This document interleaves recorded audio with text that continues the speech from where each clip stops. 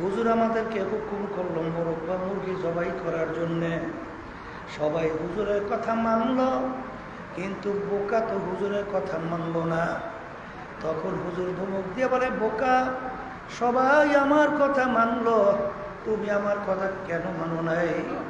তখন ওই বোকা মুড়ি থর থর করে কাঁপে, আর দুই চোখ দিয়া বাইয়া বাইয়া টক টক করে পানি পড়ে, আর বলে, হুজুর,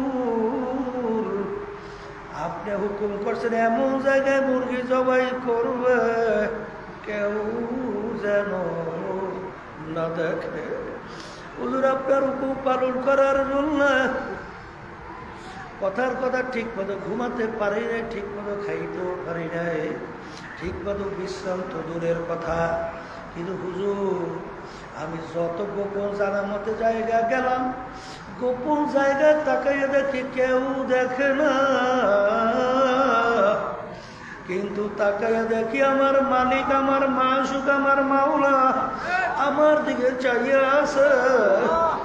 হুজুর, আপনি শর্ত লাগাইছেন এমন জায়গায় মুরগি জবাই করবা কেউ দেখে না। হুজুর, আপনি তো শর্ত লাগাইছেন কেউ যেন না দেখে। আমি যেখানেই যাই সেদিকে দেখে আল্লাহ চাইয়া আছে, যেদিকে যাই সেদিকে দেখি আমার মালিক চাইয়া আছে। যেদার দেখতা হো মাই তু হি তু হ্যায়, তু হি তু হ্যায়, তু হি তু।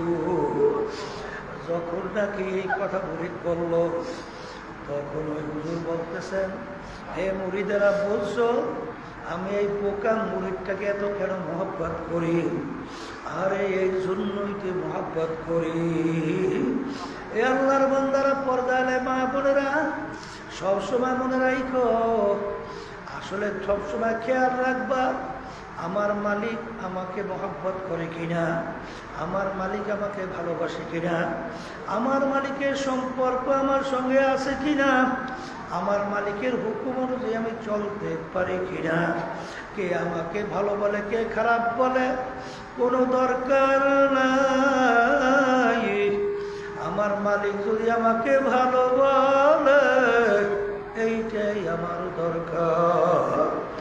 এইটা সবসময় লক্ষ্য রেখে যদি চলতে পারো, আল্লাহর ফজলও করবে, দেখবা আল্লাহর ফজলের তরিকার নেয়ামত অল্প সময়ের ভিতরে আল্লাহ দান করবে।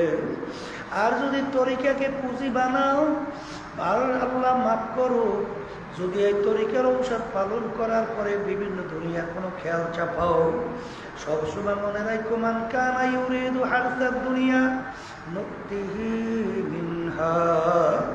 আল্লাহ রাব্বুল আলামিন বলেন, তোমরা যদি আমার কাছে দুনিয়া চাও, আমি তোমাকে দুনিয়া দিয়া দেব। ওমা লাহু বিল আখিরাতি মিন খালাক। যে কিয়ামতের ময়দানে আর তুমি আমার কাছে কিছু পাবা না।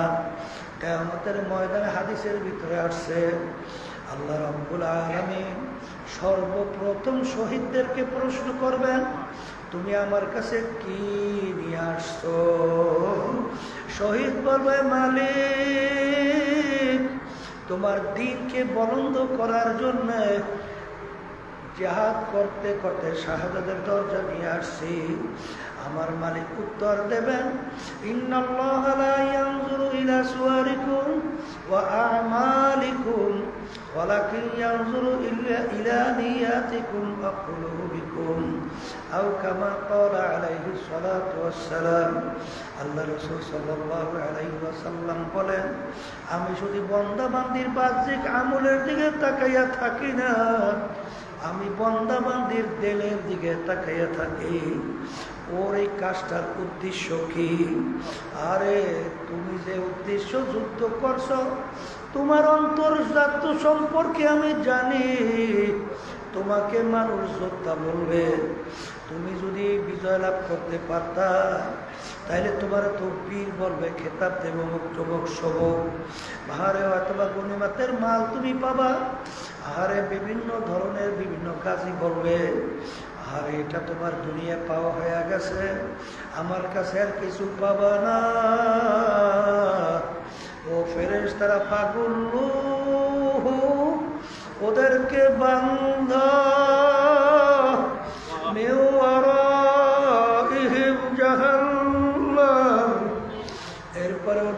ফিকা ফিকা জাহান্নামের ভিতরে ফেলো। আল্লাহ আমাকে আমাদের সবাইকে মাফ কইরা দাও। এই জন্য বাজার সবসময় মালিকের কাছে দোয়া করা লাগবে। রব্বানা লা তুযিগ কুলুবানা বা'দা ইয হাদাইতানা ওয়া হাব লানা মিন লাদুনকা রাহমা রাহমা। আল্লাহ মালিক রব্বানা লা তুযিগ কুলুবানা বা'দা ইয হাদাইতানা ওয়া হাব লানা মিন লাদুনকা রাহমা। মালিক ইন্নাকা লা তুখলিফু রব্বানা লা ইন্নাকা আনতাল ওয়াহ্হাব। মালিক তুমি আমাকে হেদায়েত নসিব করার পরে, দ্বীনের সহি বুঝ দান করার পরে দয়া মায়া করে তুমি আমাকে গোমরাহ কইরো না। এই জন্য সবসময় মাওলার কাছে দোয়া করা লাগবে। আল্লাহর ওলিদের ইতিহাস পড়লে দেখবেন সবসময় মালিকের কাছে দোয়া করতো। তাআত ফি কিতাত হামলাতু ইয়ামানাত ওয়া ইজাবাত হামলাতু। এ আমার দয়ার মালিক, তুমি যদি আমার উপরে দয়ার নজরে রহমতের নজরে না তাকাও, মালিক আমার কোনো উপায় নাই। তুমি যদি টাইম দিয়ে তোমার কুদরতি কোলের ভিতরে জায়গা না দাও, মালিক আমার কোনো উপায় নাই। ইমাম গাজ্জালী রহমাতুল্লাহি আলাইহি লেখেন, বান্দা বান্দির ভিতরে মালিকের মধ্যে 500 বছরের রাস্তা আল্লাহ পর্দা আছে। 70,000-এর ভিতরে নূরের পর্দা। এক পর্দা পার হইতে 500 বছরের মতো সময় লাগবে। কেউ কোনোদিন আল্লাহ পর্যন্ত পৌঁছার সম্ভব না। কিন্তু যে আল্লাহর বান্দা বান্দির প্রতি আমার মালিকের রহমতের নজর আইসা যায়, মুহূর্তের ভিতরে বান্দা বান্দি 70,000 নূরের পর্দা পার হইয়া আমার মালিকের সঙ্গে বান্দা বান্দির সম্পর্ক তৈরি হয়।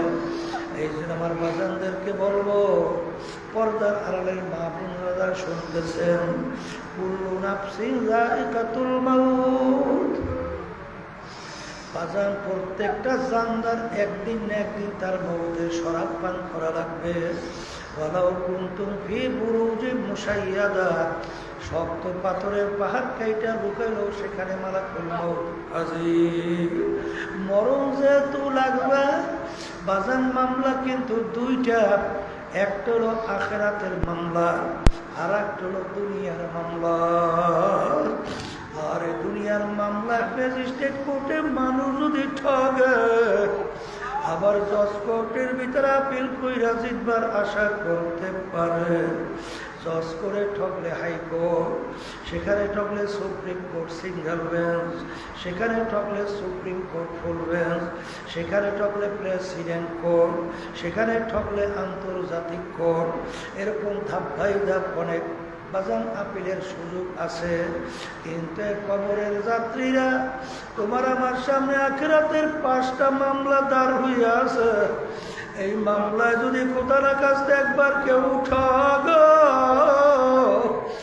আর দ্বিতীয়বার দুনিয়াতে এসে আপিল করিল, জিতবার কি দুয়ার আশা নাই।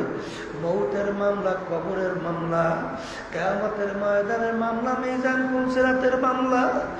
আজান আল্লাহু আকবার। আজকে দুনিয়ার মামলায় মানুষ পড়লে, মামলা জেতার জন্যে, মামলা থেকে পরিত্রাণ পাওয়ার জন্যে উকিলের কাছে দৌড়ায়। আজান কত টাকা পয়সা খরচ, এরপরে কষ্টের কোনো শেষ নাই।